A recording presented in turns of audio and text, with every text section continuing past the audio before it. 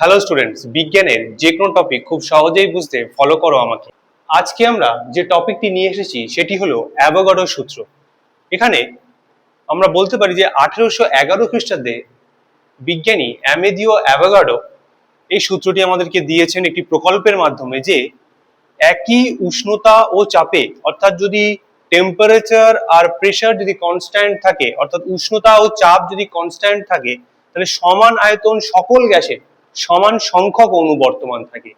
অর্থাৎ দেখো, আরেকবার বলছি, একই উষ্ণতা ও চাপে সমান আয়তন সকল গ্যাসে, একই উষ্ণতা ও চাপে সমান আয়তন সকল গ্যাসে সমান সংখ্যক অণু থাকে।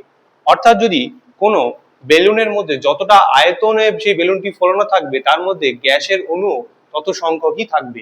এটাই আমাদের অ্যাভোগাড্রোর সূত্র।